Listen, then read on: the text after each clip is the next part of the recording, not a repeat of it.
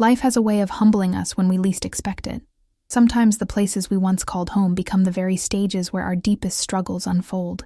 This is a story about returning to where it all began, only to discover that some doors, once closed, were never meant to be opened again. It is about facing judgment from those who should offer unconditional love, about feeling invisible in the place where you once belonged, and, ultimately, about finding the strength to rise when everyone expects you to fall. Before we begin this incredible story, do not forget to like the video, subscribe to the channel, and tell us in the comments where you are listening to this story from. Your support means the world to us. The sound of gravel crunching beneath my car tires felt heavier than it should have. I sat there for a moment, hands gripping the steering wheel, staring at the house I grew up in. The white paint was fresh, the shutters a deep green, and the flower beds my mother tended looked picture perfect. Everything about it screamed stability, tradition, and order. Everything I no longer had. It had been 3 weeks since the divorce was finalized. 3 weeks since I signed papers that dissolved 12 years of marriage. 3 weeks since I packed my life into boxes and realized I had nowhere to go. My friends offered their couches, their spare rooms, but I could see the hesitation in their eyes. They had families, routines, lives that did not include a newly divorced woman trying to pick up the pieces. So I called my parents. My mother answered on the second ring, her voice warm and reassuring. "Of course you can come home, sweetheart. We have plenty of space. Stay as long as you need." Her words felt like a lifeline, and I clung to them desperately. Now, sitting in the driveway, I was not so sure. I grabbed my purse and stepped out of the car, leaving the suitcases in the trunk for now. The front door opened before I reached the porch, and there stood my mother, wiping her hands on a kitchen towel. She smiled, but it did not quite reach her eyes. "Claire, you made it. Come in, come in." I hugged her briefly, feeling the stiffness in her shoulders. My father appeared behind her, his reading glasses perched on his nose, a folded newspaper in his hand. He nodded at me, his expression unreadable. "Hey, Dad, Claire, good to see you." The formality stung, but I pushed the feeling aside. This was temporary. A few weeks, maybe a month. Just until I found my footing again. I would get a job, save some money, find an apartment. Easy. We stood in the foyer, and awkward silence settling over us. The house smelled like lemon polish and freshly baked bread, the same as it always had. Everything was exactly where it had been when I left for college 17 years ago. The same floral wallpaper, the same antique mirror, the same family photos lining the hallway. "Your room is ready," my mother said, gesturing toward the stairs. "I put fresh sheets on the bed this morning." "Thanks, Mom. I really appreciate this." She nodded, but her smile faded quickly. "Well, dinner is at 6. We eat in the dining room. Your father does not like eating in front of the television." "Got it."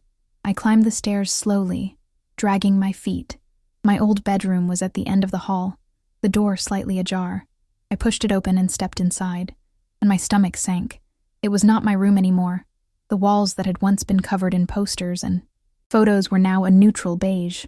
My bed was still there, but it was made up with stiff, decorative pillows that looked like they had never been touched. The desk where I used to do homework was gone, replaced by a sewing table covered in fabric and thread. My childhood had been erased, replaced by my mother's hobbies. I sat on the edge of the bed and stared at the walls. This was not home. Not anymore.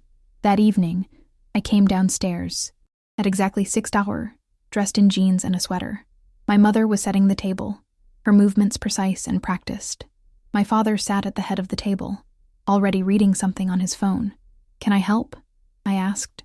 No, just sit down. Everything is ready." I took a seat across from my father, folding my hands in my lap. My mother brought out a roast chicken, mashed potatoes, and green beans. It looked delicious, but my appetite had vanished. We ate in silence for several minutes before my father finally spoke. "So, Claire, what are your plans?"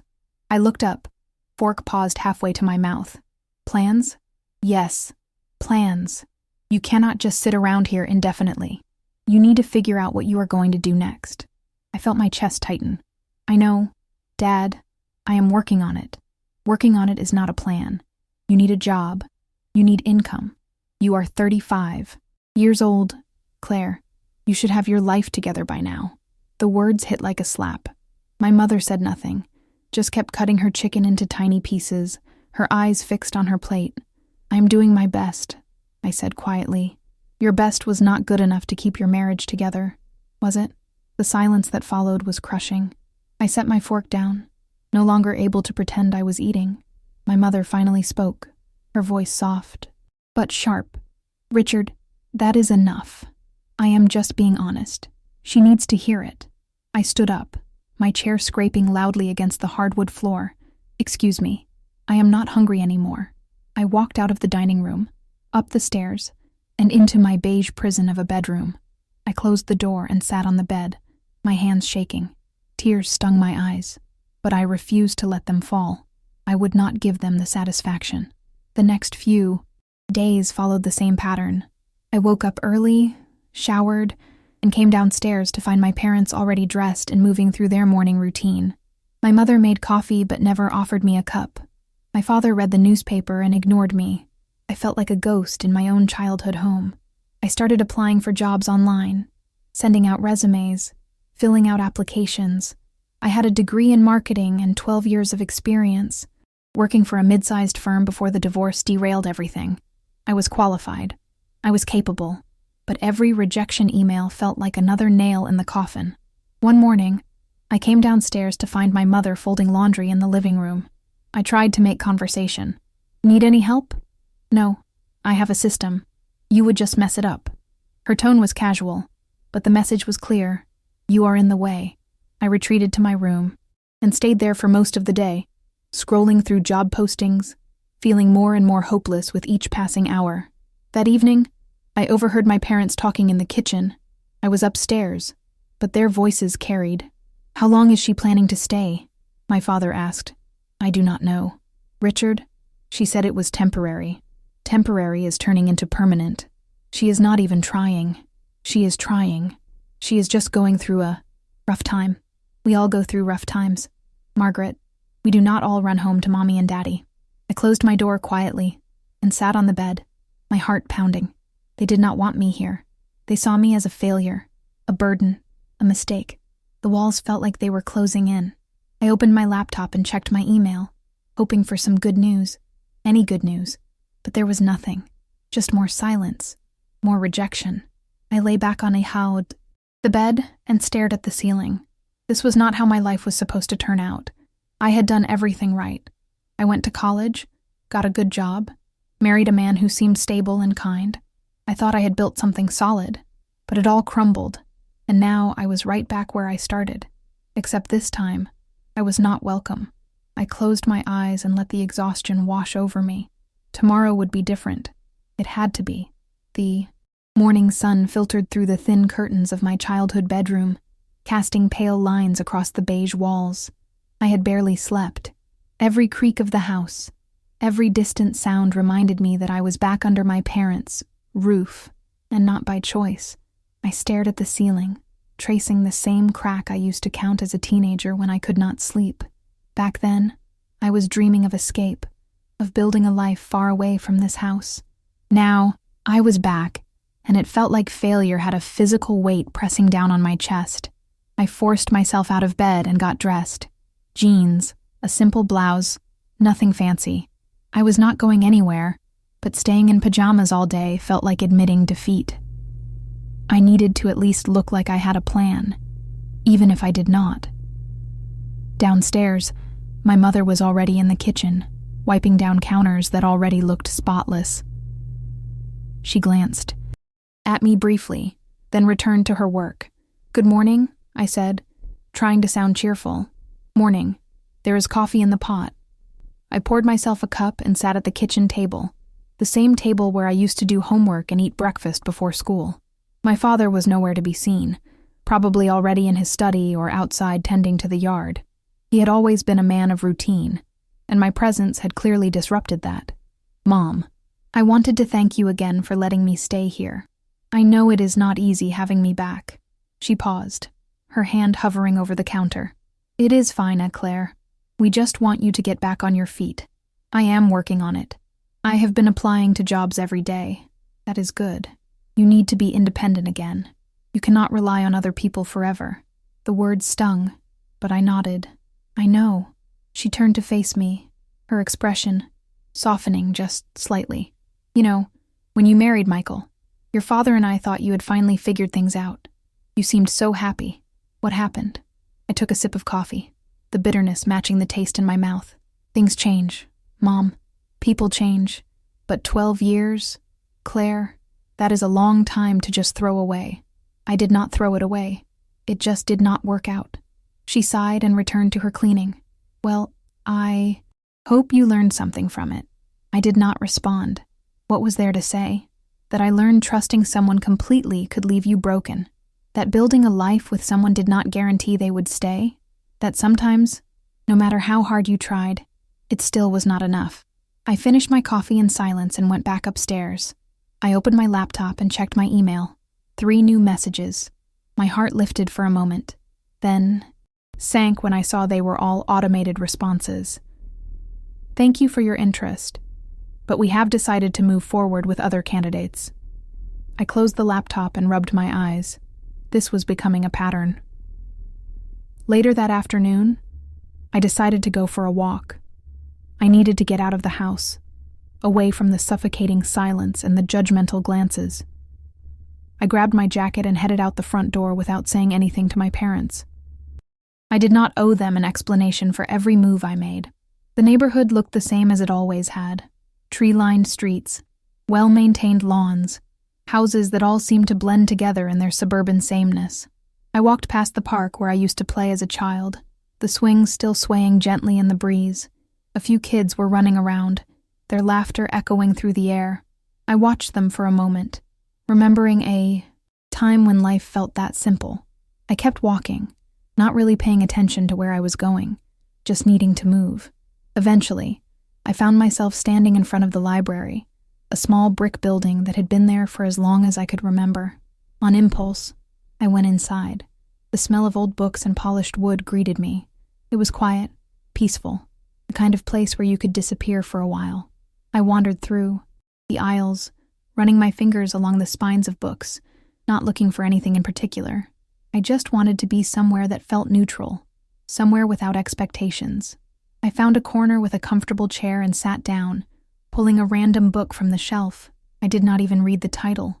I just opened it and stared at the pages, letting the words blur together. My mind was too crowded to focus on anything. Excuse me, are you okay? I looked up to see a woman standing nearby, probably in her early 40s, with kind eyes and a concerned expression. She was holding a stack of books, clearly a librarian or volunteer. Yes, I am fine. Thank you. She hesitated, then smiled gently. You just looked a little lost. I have seen that look before. If you need anything, let me know. I appreciated it, I said, and I meant it. She nodded and walked away, leaving me alone with my thoughts. For the first time in days, I felt a small flicker of something I could not quite name. Maybe it was hope. Maybe it was just relief that someone had spoken to me with kindness instead of judgment. I stayed at the library for another hour before heading back to the house. When I walked through the front door, my father was sitting in the living room, reading a book. He looked up at me, his expression neutral. Where were you? Just went for a walk. Needed some air. He nodded and returned to his book. No further questions, no conversation, just acknowledgement that I existed. Barely.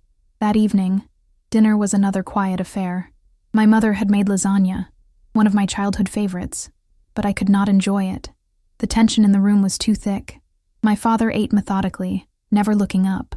My mother picked at her food, occasionally glancing at me as if she wanted to say something but could not find the words. Finally, my father broke the silence. Claire, I spoke with Bill Thompson today. He mentioned his company is looking for someone in marketing. I told him you might be interested. I looked up, surprised. Bill Thompson had been my father's friend for years. I had not seen him since I was a teenager. That is really kind of you, Dad. Thank you. You should call him tomorrow. Do not wait. Opportunities do not last forever. I will. I promise. He nodded, satisfied, and returned to his meal. It was the most he had spoken to me since I arrived, and while the gesture was helpful, It also felt like another reminder that I needed to get out of their house as soon as possible. After dinner, I helped my mother clear the table. She washed the dishes while I dried them, a routine we had fallen into without discussion. For a few minutes, it almost felt normal, like we were just a mother and daughter spending time together. But then she spoke, and the illusion shattered. You know, Claire, when I was your age, I had already raised 2 children and managed a household. I never had the luxury of starting over. I paused, the dish towel in my hand. What do you mean? I mean that life does not always give us second chances. You need to make this one count. I am trying, Mom. Trying is not enough. You need to succeed. I set the dish down and stepped back. I think I am going to head upstairs. She did not respond, just kept washing the dishes, her movements steady and mechanical. I left the kitchen and climbed the stairs, feeling the weight of her words pressing down on me. In my room, I sat on the edge of the bed and pulled out my phone. I scrolled through old photos, pictures of Michael and me from happier times, vacations, holidays, moments that seemed so perfect at the time. I stopped on one photo from our wedding day. We were both smiling, both hopeful, both convinced we were starting something that would last forever. I deleted the photo, then I deleted another, and another. One by one, I erased the digital evidence of a life that no longer existed. It felt necessary, like clearing space for whatever came next. The next morning, I called Bill Thompson. He remembered me, which was surprising, and agreed to meet for coffee later that week. It was not a guarantee of anything, but it was a step forward. I thanked him and hung up, feeling a small surge of determination. Maybe I could do this. Maybe I could rebuild. But first, I needed to survive living here, in this house where every conversation felt like a test I was failing. I spent the rest of the day applying to more jobs, refining my resume, reaching out to old contacts. I was not going to let my parents' doubts define me. I was not going to let this divorce be the end of my story. That evening, I overheard my parents talking again. This time, I did not try to eavesdrop. I just heard their voices drifting up the stairs as I walked past. She seems more focused today, my mother said. Good. She needs to be. I am not running a charity here. Richard, she is our daughter, and she is an adult. She needs to act like one. I kept walking, my jaw clenched. They did not understand. They could not understand. They had never experienced what I was going through. They had built their lives together and never looked back. They did not know what it felt like to watch everything you worked for crumble and then be judged for it. But I was going to prove them wrong. I was going to show them that I was not a failure. I was not a burden. I was capable, strong, and resilient. I just needed time. And whether they believed in me or not, I was going to make it. The meeting with Bill Thompson was scheduled for Thursday afternoon at a small coffee shop downtown. I spent the entire morning preparing, rehearsing answers to questions he might ask, reviewing my portfolio, making sure I looked professional. I chose a navy blazer, a white blouse, and dress pants. I wanted to look confident, capable, like someone worth hiring. I needed this to work. My mother was in the kitchen when I came downstairs, and she looked me up and down with an expression I could not quite read. Where are you going all dressed up? I have a meeting. The one Dad set up with Bill Thompson. Oh. Right. Well, good luck. Do not mess this up. Her words hung in the air like a challenge. I grabbed my purse and keys without responding. I did not need her doubt weighing me down. The drive downtown took 20 minutes. I arrived early and sat in my car for a few minutes, trying to calm my nerves. This was just a conversation, I told myself. Just 2 people talking over coffee. But it felt like so much more. It felt like a test. And I could not afford to fail. I walked into the coffee shop and spotted Bill immediately. He was sitting at a corner table, reading something on his phone. He looked older than I remembered, his hair graying at the temples, but his smile was warm when he saw me. Claire, so good to see you. Come, sit down. Thank you so much for meeting with me, Mr. Thompson. Please, call me Bill. We have known each other too long for formalities. I sat down and ordered a coffee when the waitress came by. Bill set his phone aside and leaned back in his chair, studying me with a thoughtful expression. Your father told me you have been going through a tough time. I am sorry to hear about your divorce. Thank you. It has been an adjustment. but I am ready to get back to work. I have a lot of experience in marketing, and I think I could be a real asset to your company." He nodded. Slowly. "I have no doubt about your skills, Claire.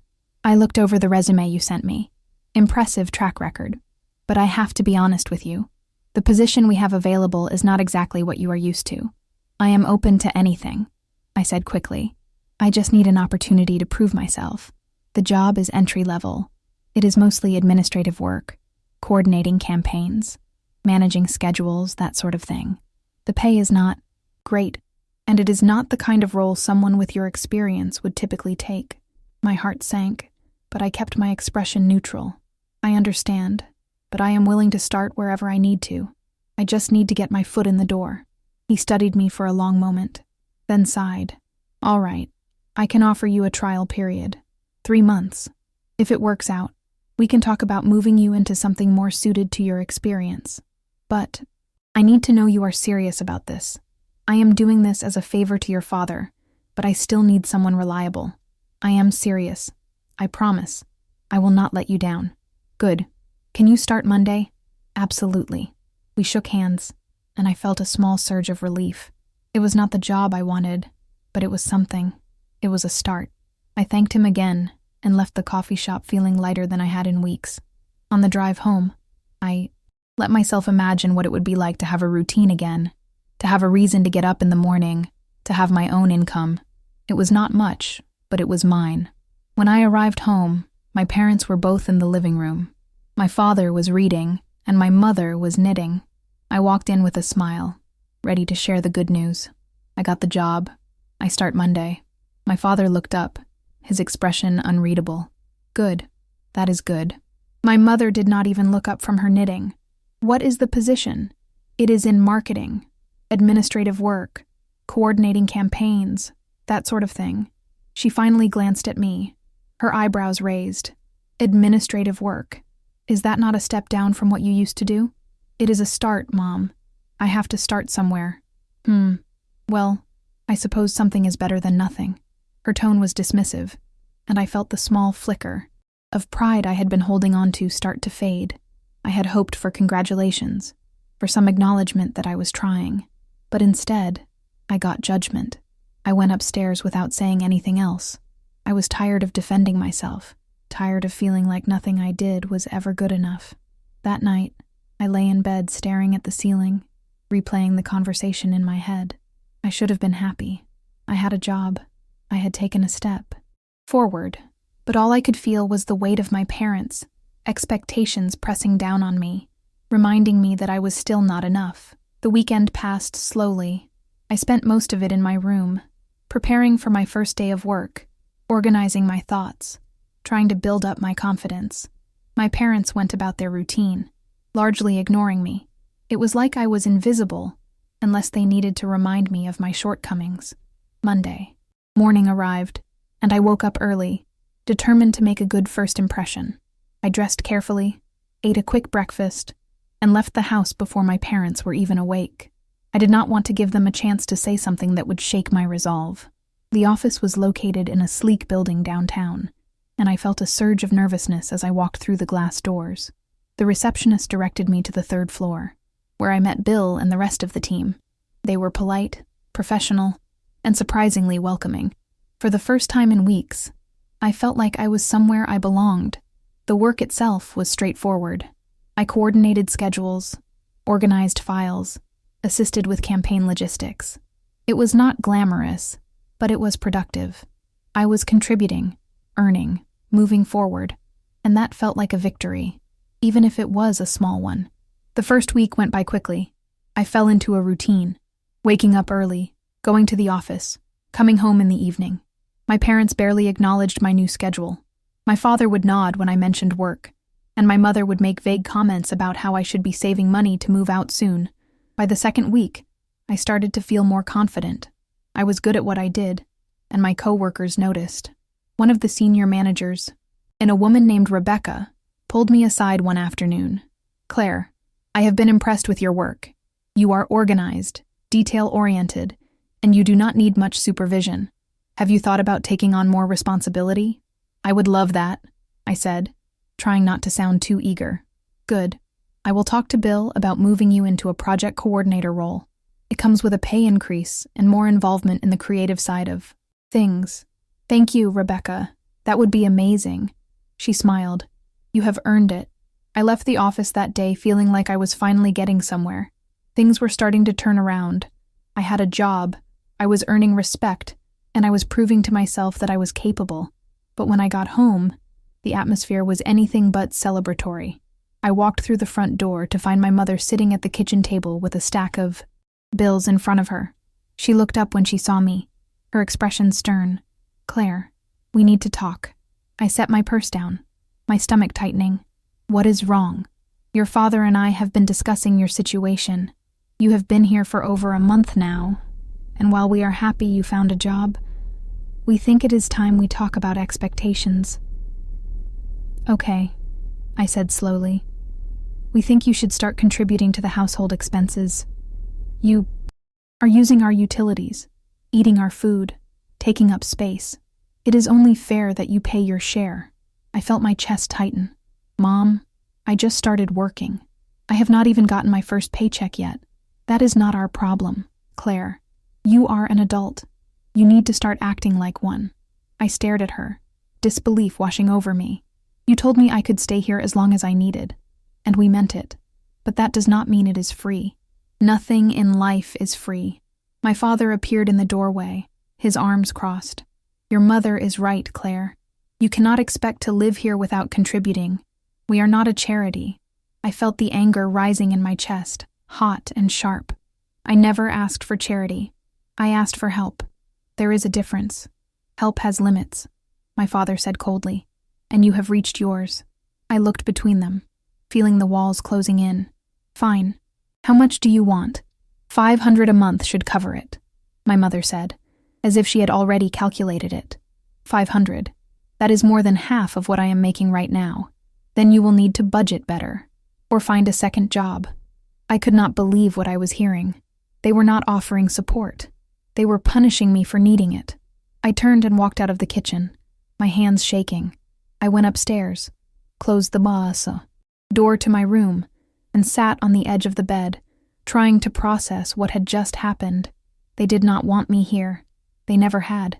This was not about money. This was about control, about making sure I knew I was a burden. I opened my laptop and started looking at apartment listings. The prices were astronomical, far beyond what I could afford on my current salary. Even with the promotion Rebecca mentioned, I would barely be able to cover rent, let alone utilities, food, and transportation. I was trapped. The next few days were miserable. I avoided my parents as much as possible, leaving early for work and coming home late. I ate dinner at my desk or skipped it altogether. The tension in the house was suffocating, and I could feel myself breaking under the weight of it. At work, I threw myself into every task, desperate for distraction. Rebecca noticed and pulled me aside again. Claire, you have been working nonstop. Is everything okay? I am fine, just trying to stay productive. She did not look convinced. If you need to talk, I am here. I know what it is like to feel overwhelmed. I appreciated that, I said, but I did not elaborate. I could not bring myself to admit how bad things were at home. That Friday, I received my first paycheck. It was smaller than I expected after taxes, and the reality of my situation hit me like a punch to the gut. Even with the promotion, I was not going to be able to save enough to move out anytime soon. I was stuck. That evening, I handed my mother an envelope with $500 in cash.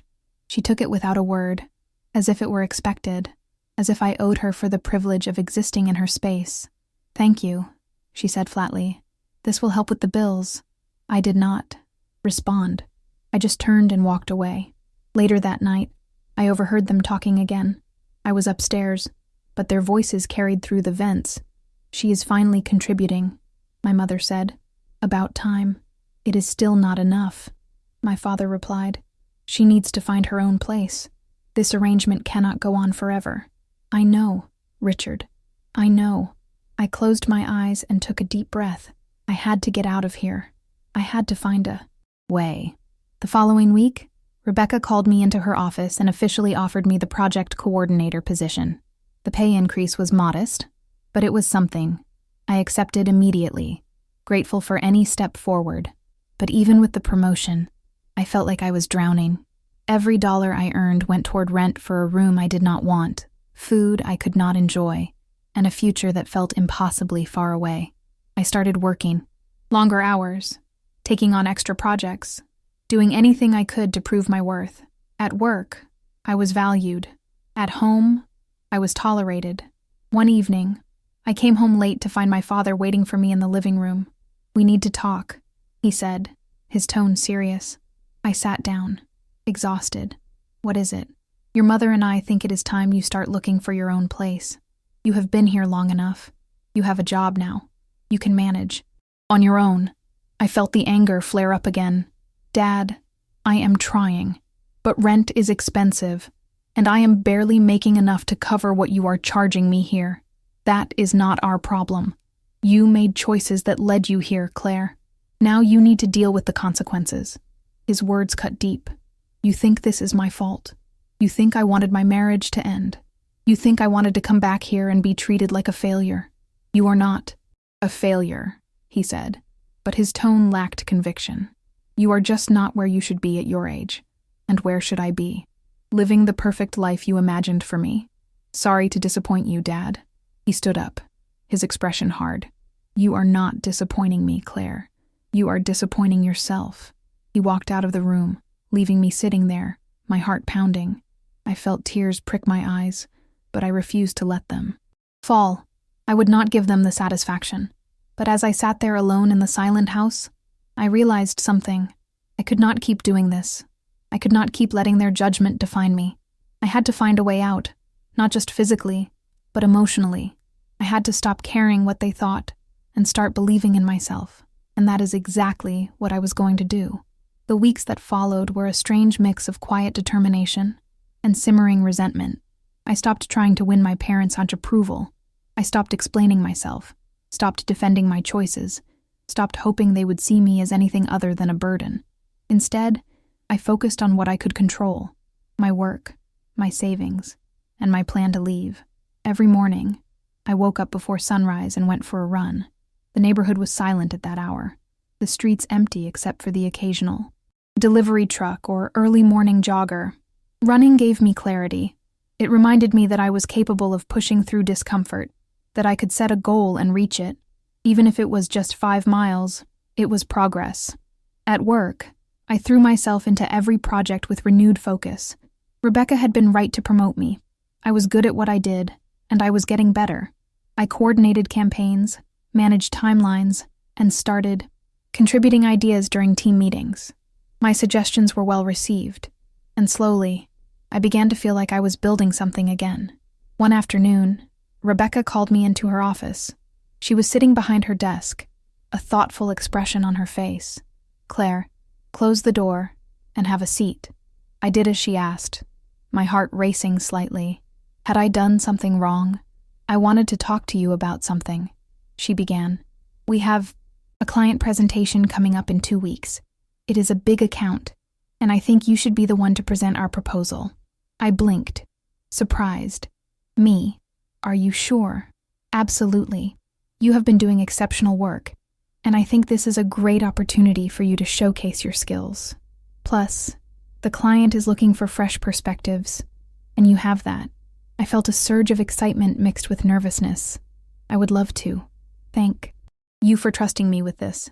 You have earned it. Just remember, this is your chance to shine. Do not hold back." I left her office feeling energized. This was exactly what I needed, a chance to prove myself on a bigger stage, to show that I was more than just someone recovering from a failed marriage. I was capable, talented, and ready. That evening, I came home later than usual. I had stayed at the office to start working on the presentation, mapping out ideas, researching the client's brand, and sketching out visuals. When I walked through the front door, my mother was in the kitchen, cleaning up after dinner. "You missed dinner again," she said without looking at me. "I had to work late. Big project coming up." You seem to be working a lot of late nights lately." There was something in her tone that made me pause. What is that supposed to mean? She turned to face me, her expression unreadable. Nothing. I just hope you are not overcompensating. Overcompensating for what? For everything else. For being here. For the divorce. For not having your life together. I felt the familiar anger rising, but this time, I did not let it show. Instead, I smiled calmly. I am not overcompensating. Mom, I am just doing my job, and I am doing it well. She did not respond, just turned back to the sink. I went upstairs without saying anything else. Her words did not sting the way they used to. I was learning to let them roll off me. Over the next 2 weeks, I poured every ounce of energy into preparing for the presentation. I stayed late at the office, rehearsed my pitch dozens of times, refined every slide until it was perfect. Rebecca checked in regularly, offering feedback and encouragement. She believed in me, and that made all the difference. The night before the presentation, I barely slept. I went over my notes one more time, visualizing every moment, every transition, every response to potential questions. I wanted to be flawless. The morning of the presentation, I woke up early and dressed in my best suit. I looked at myself in the mirror and barely recognized the woman staring back. She looked confident, polished, ready. I took a deep breath and headed downstairs. My parents were already in the kitchen. My father was reading the newspaper, and my mother was making toast. Neither of them looked up when I entered. "Big day today," I said, pouring myself a cup of coffee. "Oh," my mother asked absently. "I have a major client presentation. It is a really important account for the company." "That is nice," she said, still not looking at me. My father finally glanced up. "Just do not embarrass yourself." His words should have hurt, but instead, they fueled me. I smiled and set my coffee cup down. "I will not. Thanks for the vote of confidence." I left the house without waiting for a response. The presentation was scheduled for 10 in the morning. I arrived at the office early, set up the conference room, and went over my notes one last time. Rebecca arrived shortly after, along with Bill and 2 other senior team members. The client, a representative from a major retail brand, arrived right on time. "Good morning, everyone. Thank you for meeting with us today. My name is Claire, and I will be walking you through our proposal." For the next 45 minutes, I presented with clarity and confidence. I explained our strategy, showcased our creative concepts, and addressed potential concerns before they were even raised. The client asked questions, and I answered each one smoothly, backed by research and data. I could see the approval in their expressions, the nods of agreement, the genuine interest. When I finished, there was a moment of silence, and then the client smiled. That was impressive. "You clearly understand our brand and what we are trying to accomplish. I think we can work together." Rebecca beamed. "Thank you. We are thrilled to have the opportunity." After the client left, the team congratulated me. Bill shook my hand and told me I had done an excellent job. Rebecca pulled me aside, her eyes bright with pride. "You nailed it, Claire. That was exactly what we needed. I am putting you on this account as the lead coordinator." "Thank you, Rebecca. I really appreciate the opportunity. You earned it. Keep this up, and you will be moving up quickly." I left the office that day feeling like I was finally back in control of my life. I had proven myself, not just to my team, but to myself. I was capable, I was valuable, and I was not going to let anyone make me feel otherwise. When I got home that evening, I was still riding the high of the day. I walked into the house with a smile, ready to share the news, even though I knew my parents probably would not care. My father was in the living room, and my mother was setting the table for dinner. I decided to tell them anyway. The presentation went really well today. The client loved it, and I was assigned as the lead coordinator for the account. My mother looked up briefly. "That is good. That is it. Just that is good." She shrugged. "What do you want me to say, Claire? Congratulations. You did your job. That is what you are supposed to do." I felt the familiar frustration bubbling up, but I kept my composure. "You are right. I did my job, and I did it well. My father did not even look up from his book. Just make sure you keep it up. One good presentation does not mean anything in the long run." I stared at him for a moment, then nodded slowly. "You know what? You are absolutely right. One presentation does not mean anything, but it is a start, and I am going to keep building on it." whether you believe in me or not." I turned and walked upstairs, leaving them sitting in their silence. I was done seeking their validation. I was done letting their doubt define me. That night, I sat at my desk and started looking at apartment listings again. The prices were still high, but with my promotion and the potential for more responsibility at work, I could see a path forward. I started calculating budgets, figuring out what I could afford, planning my escape. It would take a few more months of saving, but I could do it. I would do it. The following weeks were a blur of activity. I worked on the new account, coordinated with the client, managed the creative team, and delivered results. My confidence grew with every success. I started speaking up more in meetings, offering ideas, taking initiative. People listened. People respected me. At home, I became a ghost. I came and went quietly, contributed my monthly payment without complaint, and avoided my parents as much as possible. They seemed content with the arrangement. I was out of their way, and that was all they wanted. One Saturday morning, I was sitting in my room working on my laptop when my mother knocked on the door. "Claire, can I come in?" "Sure." She entered, looking uncomfortable. "I wanted to talk to you about something." "Okay. Your father and I have been discussing your living situation. We think it is time you start seriously looking for your own place. We have been patient, but this arrangement needs to end." I looked at her calmly. "I have been looking. Mom, I am saving money. It takes time. How much longer? A few more months. Maybe 3 or 4.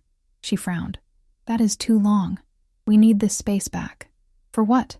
You do not use this room for anything. That is not the point. You are 35 years old. You should not still be living with your parents." I closed my laptop and stood up. "You are right. I should not be, and I will not be. But I need time to do this properly. I am not going to rush into a situation I cannot afford just to make you comfortable." She opened her mouth to respond, but I cut her off. "I have been paying you rent, Mom. I have been contributing. I have been working hard and staying out of your way. But no matter what I do, it is never enough for you. You look at me, and all you see is failure. Well, I am done caring what you think. I am going to leave when I am ready, not when you tell me to." Her expression hardened. "You are being disrespectful." "No, I am being honest. There is a difference." She turned and left the room without another word. I sat back down, my hands shaking slightly, but I felt a strange sense of relief. I had finally said what needed to be said. The next few weeks were tense. My parents barely spoke to me, and I returned the favor. We existed in the same house but lived completely separate lives. It was cold, uncomfortable, but oddly liberating. I was no longer trying to please them. I was just surviving until I could leave. At work, things continued to improve. The client was thrilled with our campaign, and Rebecca mentioned the possibility of another promotion in the coming months. I was building momentum, and I could feel the shift happening. I was no longer the woman who had shown up broken and defeated. I was becoming someone new, someone stronger. One evening, as I was leaving the office, I ran into Bill in the parking lot. "Claire, got a minute?" "Of course. I just wanted to say that I am really impressed with how you have turned things around. When your father first asked me to meet with you, I was skeptical, but you have proven yourself. You are a valuable member of this team. Thank you, Bill. That means a lot. Keep it up. Good things are coming your way." I drove home that night feeling like I was finally on solid ground. My parents did not believe in me, but that did not matter anymore. I believed in myself, and that was all I needed. 3 months had passed since that conversation with my mother. 3 months of silent dinners, cold exchanges, and an unspoken countdown to my departure. But during those months, something remarkable happened. I stopped waiting for permission to succeed. I stopped seeking approval from people who were never going to give it. And most importantly, I stopped believing that my worth was tied to their opinion of me. My savings account had grown steadily. Every paycheck, I set aside as much as I could, cutting expenses wherever possible. I brought lunch from home, skipped unnecessary purchases, and focused entirely on my goal. The apartment I had been eyeing, a small 1-bedroom in a quiet neighborhood about 20 minutes from work, was finally within reach. At the office, my responsibilities had expanded significantly. The retail campaign I had led turned out to be one of the most successful projects the company had run in years. The client was so impressed that they signed on for a year-long contract and specifically requested that I remain their primary contact. Rebecca pulled me into her office one Friday afternoon with news that would change everything. "Claire, sit down. I have something important to discuss with you." I took a seat, my heart beating a little faster. Her expression was serious, but there was a hint of excitement in her eyes. "The leadership team met this morning, and we have been evaluating the structure of our marketing department. We are creating a new position, Senior Marketing Strategist, and we want to offer it to you." I stared at her, not quite believing what I was hearing. Senior Strategist? Yes. It comes with a significant salary increase, your own team to manage, and direct involvement in client acquisition and strategy development. You have proven that you can handle the responsibility, and frankly, you have earned it. I felt tears prick the corners of my eyes, but I blinked them back. "Rebecca, I do not know what to say. Thank you. This means everything to me. You deserve it, Claire. You came in here a few months ago just looking for a chance, and you have exceeded every expectation. I am proud of you. When can I start?" "Officially. Next Monday. We will make the announcement to the team on Monday morning, and you will transition into your new role immediately." I left her office feeling like I was floating.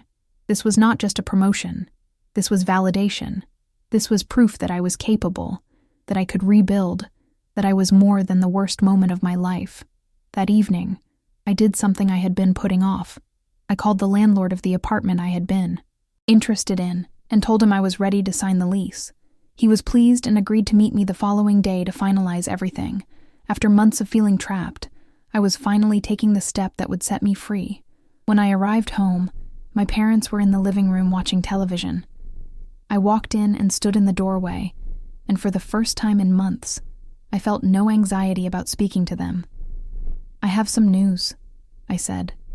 My father muted the television and turned to look at me. My mother set down her knitting. "I got promoted today.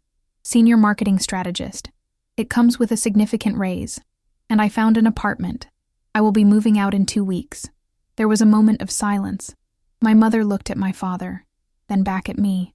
"Well, that is good news. Congratulations." Her tone was flat, devoid of genuine emotion. My father nodded slowly. "That is what we have been hoping for. Good for you." I waited for something more, some acknowledgement of how hard I had worked, some recognition of what I had overcome. But there was nothing, just polite indifference. "Thank you," I said quietly. "I just wanted to let you know." I turned and went upstairs, feeling a strange mix of disappointment and relief. I had hoped, despite everything, that they would be proud, but their reaction confirmed what I had already known. They had never believed in me. They had simply been waiting for me to leave, but that was okay. I did not need their pride anymore. I had my own. The next 2 weeks passed in a flurry of activity. I signed the lease on my apartment, bought furniture, packed my belongings, and prepared for my transition at work. My new role officially started, and I spent my days meeting with clients, strategizing, campaigns, and managing my team. It was challenging, demanding, and absolutely exhilarating. At home, my parents watched me pack with detached interest. My mother occasionally asked if I needed boxes, and my father helped me carry a few heavy items to my car. But there was no sentimentality, no emotion. It was transactional, as everything with them had become. The day before I moved out, I came home from work to find my mother in the kitchen, preparing dinner. I stood in the doorway, watching her for a moment. "Mom, can we talk?" She looked up, surprised. "About what?" "About everything. About me being here. About how things have been." She set down the knife she was holding and wiped her hands on a towel. "All right." I sat down at the table, and she sat across from me, her expression guarded. "I just want to say thank you for letting me stay here. I know it was not easy, and I know you did not really want me here. Claire, that is not fair. Mom, it is true. You have made it very clear from the beginning that I was a burden. You and Dad both have." She looked down at her hands. "We just wanted you to be independent again. We did not want you to get too comfortable. There is a difference between encouraging independence and making someone feel unwelcome. I came here broken, and instead of support, I got judgment." She was quiet for a long moment. Then she spoke, her voice softer than I had heard in months. "You remind me of myself when I was younger. Before I married your father, I had dreams. I wanted to travel, to have a career, to do something meaningful. But I gave all of that up, to be a wife and a mother, and I do not regret it. But sometimes I wonder what my life would have been like if I had made different choices. When you came back after your divorce, I saw myself, and I think I resented you for it. I stared at her, stunned. I had never heard her speak like this before. Why did you resent me? Because you still have a chance. You are still young enough to start over, to build something new. I never had that. And instead of encouraging you, I think I was angry that you had the opportunity I never did. I did not know what to say. For years, I had seen my mother as cold, distant, impossible to please. But in that moment, I saw her as something else. Someone who had buried her own dreams and was watching me fight for mine. Mom, it is not too late for you either. You can still do things. Explore. Find something that makes you happy. She shook her head. No, Claire. My life is what it is. But yours does not have to be. You are strong. Stronger than I ever was. And I am sorry I did not tell you that sooner. We sat in silence for a moment, and then she stood up and returned to preparing dinner. The conversation was over, but something had shifted. It was not forgiveness. Not entirely, but it was understanding. The next morning, I loaded the last of my belongings into my car. My father stood on the porch, hands in his pockets, watching me. My mother stood beside him, her arms crossed. I walked up to them, keys in hand. Thank you again for everything. I know it was not easy. My father nodded. You are going to be fine, Claire. You are tougher than you think. It was the kindest thing he had said to me in months, and I held on to it. Take care of yourself, my mother added. I will. You too. I got into my car and drove away, watching them in the rearview mirror until they disappeared from view. I did not cry. I did not feel sad. I felt free. My new apartment was small but perfect. It had large windows that let in natural light, hardwood floors, and a tiny balcony where I could sit and drink my coffee in the mornings. It was mine, and that made it beautiful. I spent the first week settling in, arranging furniture, hanging pictures, making it feel like home. I invited Rebecca over for dinner one evening, and she brought a bottle of wine and a housewarming gift. This place is wonderful, Claire. You should be so proud of yourself. I am. For the first time in a long time, I actually am. We sat on my balcony, watching the sunset, talking about work, life, and everything in between. It felt good to have a friend, someone who believed in me, someone who saw my potential. Over the next few months, my career continued to flourish. I led successful campaigns, brought in new clients, and earned the respect of my colleagues. I was no longer the woman who had shown up desperate for a second chance. I was a leader, a strategist, someone people looked to for guidance. I also started reconnecting with old friends, people I had lost touch with during my marriage. We met for coffee, went to dinners, laughed about old memories, and created new ones.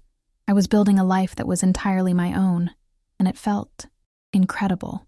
One afternoon, about 6 months after I had moved out, I received a text from my mother. It was brief, almost formal. Your father and I would like to take you to dinner. Let us know when you are available. I stared at the message for a long time before responding. Part of me wanted to decline, to keep the distance I had worked so hard to create. But another part of me, a part that still hoped for something better, agreed. We met at a quiet restaurant downtown. My parents were already seated when I arrived, and they both stood when they saw me. My mother hugged me, a brief but genuine embrace. My father shook my hand. You look well, he said. Thank you. So do you both.